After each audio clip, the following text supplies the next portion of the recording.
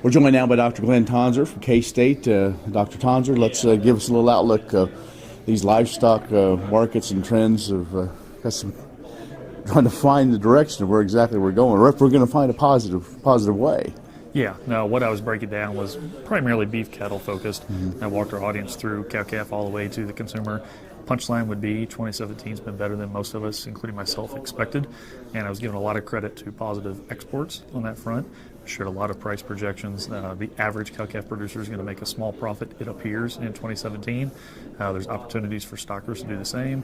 And feedlot producers have done better so far in 2017, but there's some concerns on the horizon for the rest of the year. We'll talk about that. Now, we've got our typical fundamentals we have to deal with, but now on the short term, we've got the renegotiation of NAFTA. The beef industry is a little concerned about what might possibly happen there and what implications that could have further down the road. Sure. There's a host of fundamentals we could talk through, and there's a lot of things that happen what appear to be outside the context of the industry but have a big impact, and you hit it on one of them. I noted that trade has been a big part of the success story in 2017. You brought up NAFTA. I think as we all know, we're kind of on the front end of quote-unquote renegotiating NAFTA. The concern for the entire meat-protein complex is there's a lot of meat that crosses both the northern and the southern borders here in North America, and anything that would reduce those flows, whether it was the beef industry, pork industry, poultry industry, could be very harming.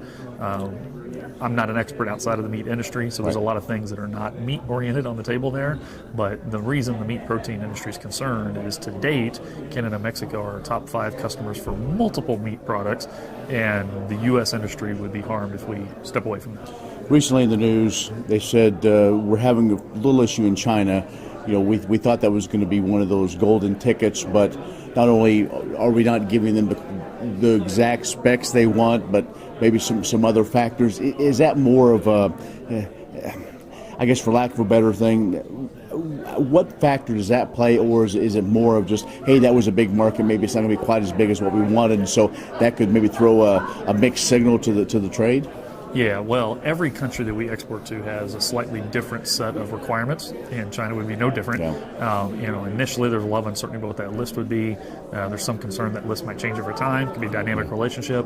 But also part of it, to kind of point the arrows back at home a little bit, is part of the issue is a request for additional identification and tracking of not just the meat products, but the live animal behind that and so forth.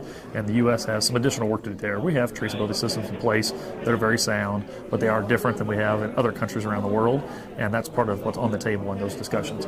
Big picture, the reason it's worth having that discussion we can't lose sight of, there's a lot of folks in China, and particularly there's a lot that are gaining in economic status, and their protein demand is expected to continue to go up. So one way to synthesize this is there's probably some things we got to change on this end to be part of that market, but there's parts of that market that are sufficiently lucrative it's probably worth making those changes, and that's why we continue to have that discussion. So let's quickly look at 18, all the different, from the backgrounders to the full feeders to the cow-calf guys. What are we looking at there? Yeah, so on the supply side first, it appears that we're going to continue to moderately expand the herd. 2017 being more profitable than anticipated for cow-calf, to be consistent with that. But what I alluded to today was if we do, it'll be moderate. So probably a little bit larger calf crop, but maybe not a lot more. That's the supply side. At the same time, other proteins are going to continue to expand. So aggregate meat supplies are expected to continue to go up in 2018. On the demand front, that's the uncertainty. I alluded to this a little bit on the political concerns on trade. If we continue to sustain and build upon our current successes on exports, there's a reason to be bullish.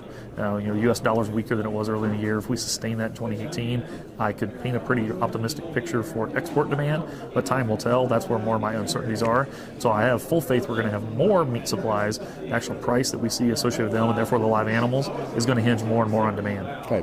Dr. Glynn Tonser from K-State has joined us.